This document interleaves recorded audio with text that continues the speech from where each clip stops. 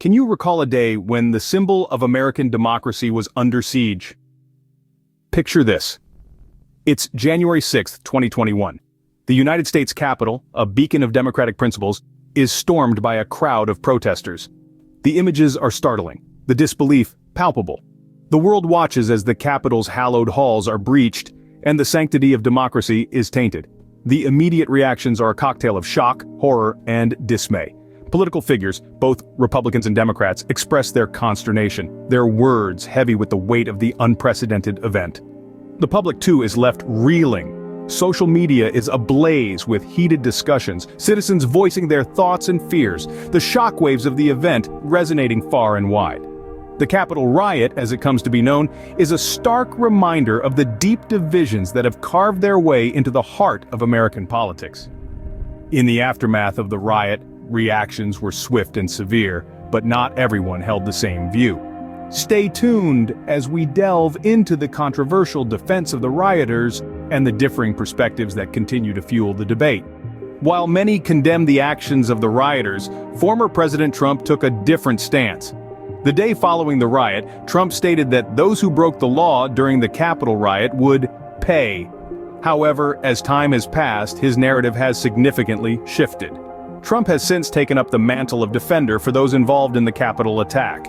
He has painted them as hostages and unbelievable patriots who, in his view, are being unjustly treated by the justice system. This defense has become a central component of his potential campaign for the presidential election in 2024. His support extends beyond mere words. Trump has even gone as far as promising to pardon a large portion of the rioters very early on if he secures a win in the upcoming election. He has vowed to free the January 6th hostages as one of his first acts as your next president.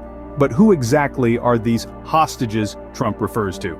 More than 1,350 individuals have been charged in connection with the January 6th attack, and prosecutors have secured more than 950 convictions. Among them, only 15 defendants who have not been convicted or entered a plea are currently incarcerated. It seems unclear who Trump is referring to as hostages, but those who have pleaded guilty or been convicted by a federal judge in the United States are, by definition, not hostages.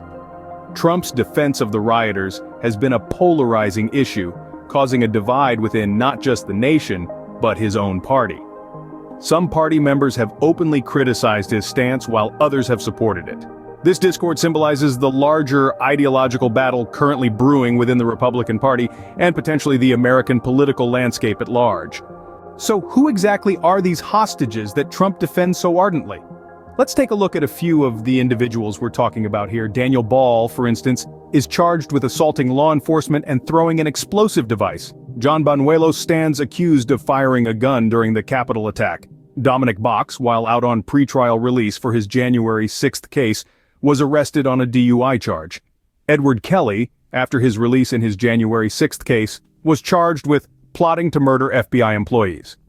Then there's Jacob Lang, an unapologetic rioter charged with repeatedly assaulting law enforcement.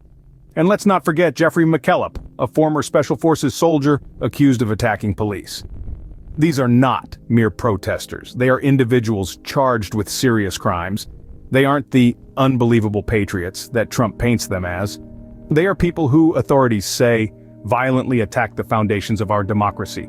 The reality of who these rioters are paints a stark contrast to Trump's portrayal of them. This brings us to a crucial question. Is it fair for former President Donald Trump to defend those who stand accused of attacking democracy itself? The charges against these individuals range from assault on law enforcement to throwing explosive devices, from firing a gun during the Capitol attack to plotting against FBI employees. These actions, if proven true in a court of law, represent serious breaches of peace and public order. In the context of these charges, can defending these individuals be seen as a fair stance to take? Is it not a disservice to the very principles of democracy and the rule of law that the United States holds dear? Moreover, is it fair to label these individuals as unbelievable patriots and hostages? Such labels seem to not only misrepresent the reality of their actions, but also undermine the severity of the charges against them. In any democratic society, everyone is entitled to a defense and the right to a fair trial.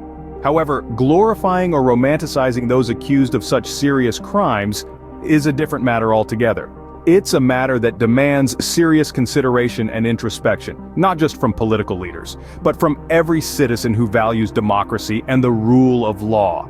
Is it fair to label these individuals as unbelievable patriots and hostages, or is it a gross misrepresentation of reality?